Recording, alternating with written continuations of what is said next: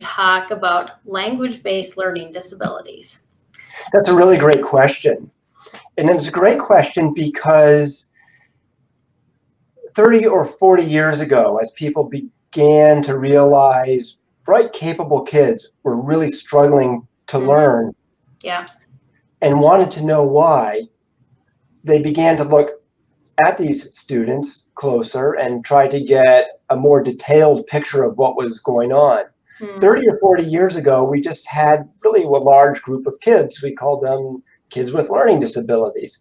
But as time went on, we began to say, well, yes, but for some, it's really a reading disability. For others, it's a significant attentional issue.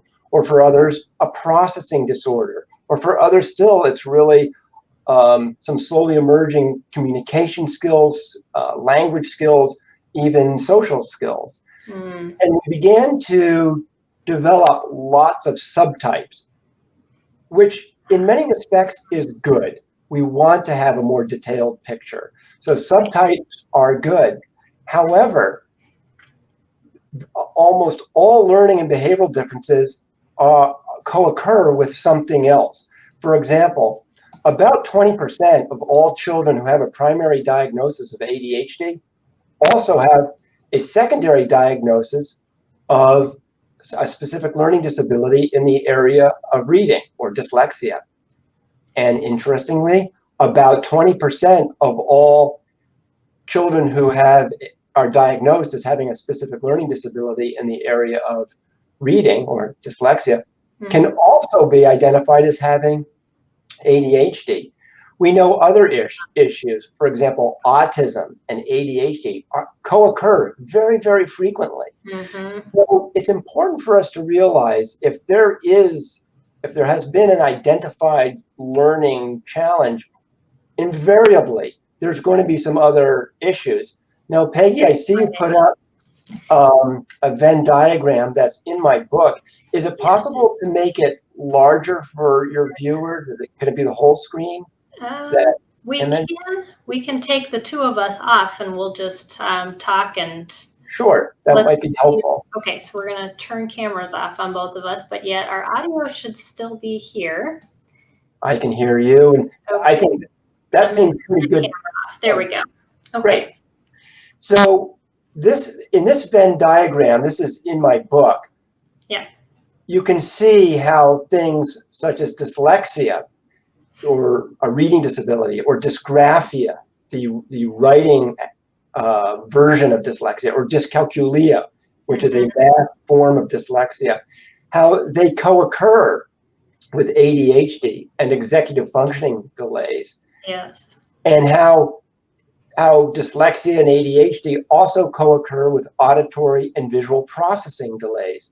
So almost always when we're helping a struggling student, it's important not to get too fixated on one issue and think more globally about the many other co-occurring challenges that the child might also have. We know that children with dyslexia really struggle to process spoken language. It's not just a reading disability, it's also a comprehension challenge. In other words, dyslexia is not about not having well-developed reading comprehension skills. It's more about having slowly developing comprehension skills in general. And so we really want to think about a much more comprehensive approach to supporting children, teens, and young adults with any one, and frankly, it's always almost always a combination of these various learning and behavioral differences. Yeah, too often we are siloing those different diagnoses and looking at the one perspective, but oftentimes now we're hearing parents who are coming with all these different diagnoses together, and that's basically what you're showing in this chart, is that there is that crossover that we need to be aware of, that they do affect one another as well as come together. And interestingly, one year, one set of issues might be more pronounced, and another year, another set of issues. I've seen some children who may have a primary diagnosis of ADHD and a secondary diagnosis of dyslexia, have struggle with ADHD. The following year or 2 or 3 years later, it's really the dyslexia that is creating more challenges than the ADHD.